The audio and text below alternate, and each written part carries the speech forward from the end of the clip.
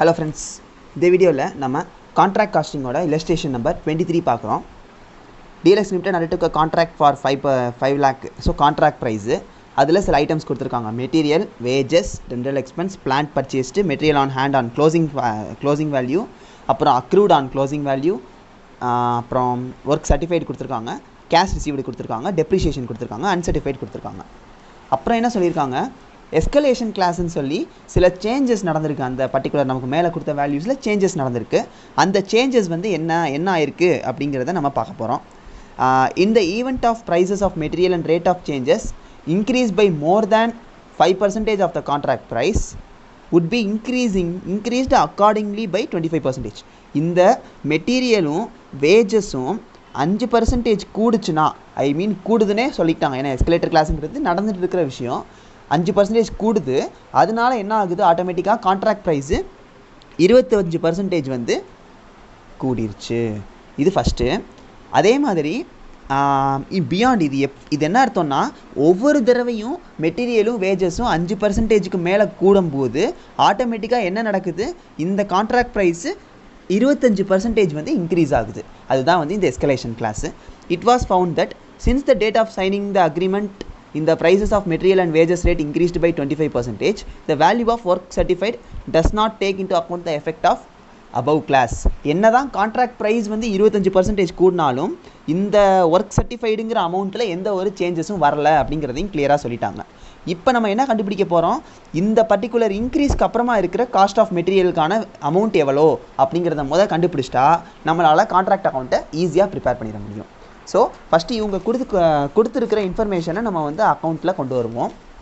என்ன சொல்லியிருக்காங்க, first of all material and wages. So material அண்டு வேஜஸ்னால் மெட்டீரியலையும் எடுத்துக்கணும், வேஜஸையும் எடுத்துக்கணும். மெட்டீரியல் 1,45,000, ஓகேவா. ஃபஸ்ட்டு மெட்டீரியல் 1,00,000 ரூபா ப்ளஸ் 45,000 ரூபா. அப்புறம் வேஜஸ் அக்ரூடுனா என்னது, வேஜஸ் அவுட்ஸ்டாண்டிங்னு அர்த்தம். அப்போ அவுட்ஸ்டாண்டிங் என்ன பண்ணுவோம், திரும்ப ஆட் பண்ணுவோம். அது ஒரு 5,000 ரூபா ப்ளஸ் 5,000. அப்புறம் க்ளோசிங் ஸ்டாக்கு அது ஒரு 25,000. க்ளோசிங் ஸ்டாக்கை எப்போவுமே என்ன பண்ணுவோம், மைனஸ் பண்ணுவோம். ஸோ க்ளோசிங் ஸ்டாக்கை மைனஸ் பண்ணியாச்சு. நம்ம இப்படி பண்ணோன்னா எவ்வளோ வருது, 1,45,000, 1,50,000, 1,25,000 கிடைக்குது. இதுதான் cost of material before change ஆகிறதுக்கு முன்னாடி காஸ்ட் ஆஃப் மெட்டீரியல் வந்து இதுதான் நடந்திருக்கு. இப்போது இது வந்து ஆக்சுவல் காஸ்ட் ஆஃப் மெட்டீரியல். இப்போ நமக்கு சேஞ்சுக்கு முன்னாடி எவ்வளோ இருந்துச்சு அப்படிங்கிறத நம்ம பார்க்க போகிறோம். என்ன சொல்லியிருக்காங்க, காஸ்ட் ஆஃப் மெட்டீரியல் சேஞ்ச் ஆகுறதுனால கான்ட்ராக்ட் ப்ரைஸ் மாறுதுன்றாங்க. அப்போ அது மாறுறதுக்கு முன்னாடி எவ்வளோ இருந்திருக்கும் அப்படிங்கிறத பார்க்குறோம். இந்த 1,25,000 அப்படிங்கிறது நமக்கு வந்து ஆஃப்டர் சேஞ்சு. நம்ம கண்டுபிடிக்க வேண்டியது ஃபைண்ட் என்னது, பிஃபோர் சேஞ்சு கண்டுபிடிக்கணும். சேஞ்ச் ஆனதுக்கு அப்புறம் என்ன அர்த்தம், 25% கூடி இருக்குன்னு அர்த்தம், கரெக்டாக. ஆஃப்டர் சேஞ்ச் வந்து 25% கூடி இருக்குன்னு அர்த்தம். அப்போ ஆஃப்டர் சேஞ்சுங்கிறது 100 + 25 இருந்துச்சுன்னா பிஃபோர் சேஞ்ச் என்னது 100 எவ்வளோ அப்படின்னு கண்டுபிடிங்க. ஸோ 1,25,000 டிவைடட் பை 125 × 100 நம்ம கேல்குலேட் பண்ணோம்னா 1000 × 100 1 lakh கிடைக்குது. இந்த 1 lakhங்கிறது தான் cost of materials before change. இப்போ எவ்வளோ வந்து கான்ட்ராக்ட் ப்ரைஸ் இன்க்ரீஸ் ஆகிருக்கு அப்படிங்கிறத நம்ம கண்டுபிடிக்க போகிறோம். அது எப்படி கண்டுபிடிக்கிறோம் அப்படிங்கிறத பார்க்குறதுக்கு முன்னாடி நம்ம ஃபஸ்ட்டு என்ன பண்ண போகிறோம், இந்த கான்ட்ராக்ட் அக்கௌண்ட்டை நம்ம ப்ரிப்பேர் பண்ண போகிறோம். கான்ட்ராக்ட் அக்கௌண்ட் ப்ரிப்பரேஷன் வந்து நார்மலான ஃபார்மேட் தான். ஸோ யாரும் கன்ஃபியூஸ் பண்ணிக்க வேண்டாம். கான்ட்ராக்ட் அக்கௌண்ட்டில் இந்த சைடு வந்து எல்லா எக்ஸ்பென்சஸ் ஆன்சர் வேண்டாம், நம்மளாவே ஒர்க் அவுட் பண்ணுவோம். First material purchased 1,00,000, wages paid 45,000 ரூபா. Okay, first 2 materials 1 lakh. அடுத்து வேஜஸ் 45,000. ஆனால் நமக்கு அது போக என்னது, நம்ம தனித்தனியாக எழுதிப்போம், ஒன்றும் ப்ராப்ளம் இல்லை. 45,000. அப்புறம் அவுட்ஸ்டாண்டிங் வேஜஸ் ஒரு 5,000. 2 அவுட்ஸ்டாண்டிங் வேஜஸ் 5,000. அப்புறம் என்ன எக்ஸ்பென்ஸ் இருக்குது, ஜென்ரல் எக்ஸ்பென்சஸ் இருக்குது. ஸோ 2 ஜென்ரல் எக்ஸ்பென்சஸ் எவ்வளோ, எல்லாருமே புக்கை எடுத்துக்கோங்க, அப்போ தான் உங்களுக்கு கிளியராக புரியும். ஜென்ரல் எக்ஸ்பென்சஸ் ஒரு 10,000 ரூபாய். அப்புறம் டு டெப்ரிஷியேஷன் இருக்குது. டெப்ரிஷியேஷன் எவ்வளோ கொடுத்துருக்காங்க அப்படிங்கிறத நம்ம பார்ப்போம். ஃபஸ்ட்டு டெப்ரிஷியேஷன் எவ்வளோன்னு பாருங்கள். 5000 கொடுத்துருக்காங்க. அப்படியே எடுத்துக்கலாம். டெப்ரிஷியேஷன் ஒரு 5000 எடுத்துக்கிட்டாச்சு. இந்த சைடு நமக்கு என்னென்ன ஐட்டம்ஸ் இருக்குது, எப்பவும் போல் ஒர்க் இன் ப்ராக்ரெஸ்ஸு, அதில் சர்டிஃபைடு அன்சர்டிஃபைடு 2 வரும். ஃபஸ்ட்டு சர்டிஃபைடுக்கான அமௌண்ட் எவ்வளோ கொடுத்துருக்காங்க அப்படின்னு பார்த்தா நமக்கு வந்து கொஸ்டினில் 2 lakh கொடுத்துருக்காங்க. ஓகே, அடுத்து நமக்கு ஒர்க் அன்சர்டிஃபைடு ஒரு 15000 கொடுத்துருக்காங்க.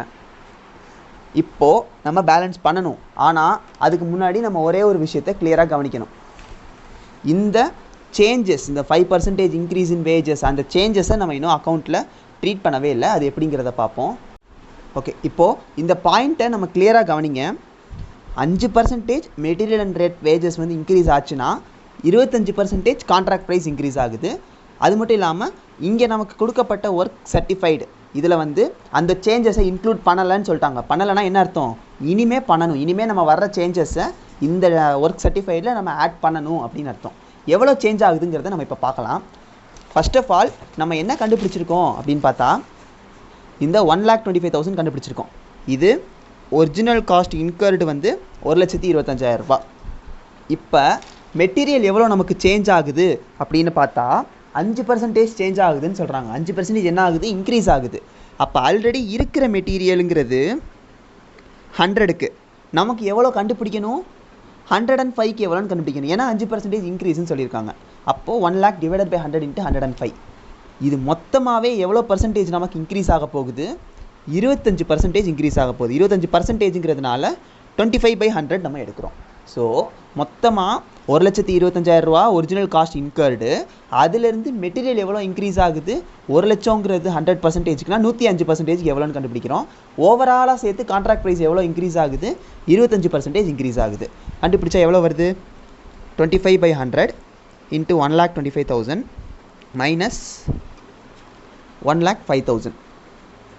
ஸோ 25/100 × 20,000. ஸோ 5,000. இந்த 5,000 தான் increase in work in progress. So அந்த 5,000 நம்ம என்ன பண்ணுறோம்? இந்த ஒர்க் இன் ப்ராக்ரஸில் ஒர்க் சர்டிஃபைடில் இன்க்ரீஸ் பண்ணுறோம். 2 லட்ச ரூபாய் இருக்குது, அதை இன்க்ரீஸ் பண்ணி 2,05,000 ரூபா போடுறோம்.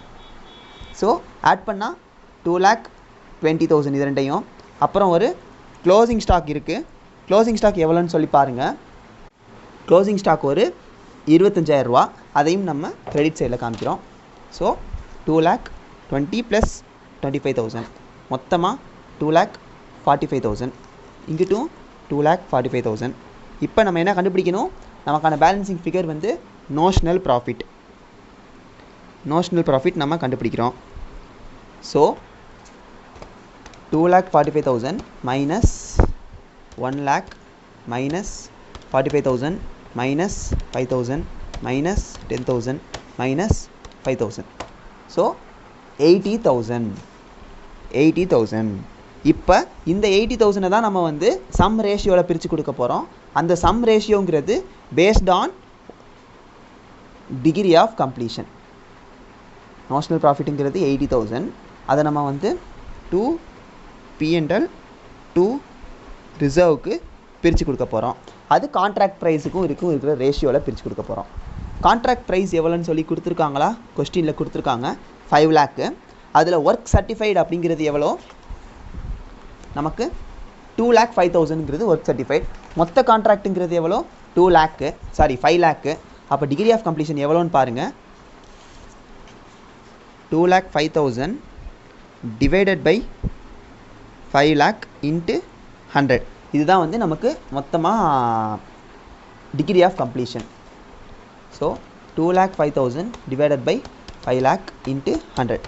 41%. இது எந்த கேஸில் இருக்குது? 25 to 50% கேஸில் இருக்குது. அப்படி பண்ணால் என்ன பண்ணணும்? 1/3 எடுத்துக்கணும். எதில் 1/3? நோஷனல் ப்ராஃபிட்டில் 1/3. நோஷனல் ப்ராஃபிட் 80,000 × 1/3 × கேஷ் ரிசீவ்டு அப்படிங்கிறது நமக்கு கொஸ்டினில் கொடுத்துருக்காங்களா அப்படின்னு பார்த்தா எஸ் கொடுத்துருக்காங்க. கேஷ் ரிசீவ்டு ஒரு 1,50,000.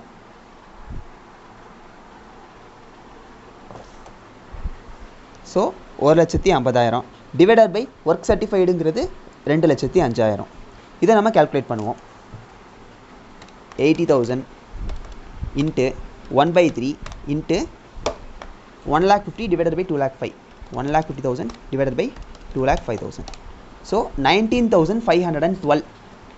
இதுதான் ப்ராஃபிட் அண்ட் லாஸ்க்கு போக வேண்டிய போர்ஷன். ரிமைனிங் 80,000 மைனஸ் 19,512 போட்டால் 6488. இது ரிசர்வுக்கு போக வேண்டிய போர்ஷன். That's all. இதுதான் வந்து கான்ட்ராக்ட் காஸ்டிங்கில் ஒரு சின்ன ட்விஸ்டான ஒரு இல்லஸ்ட்ரேஷன்.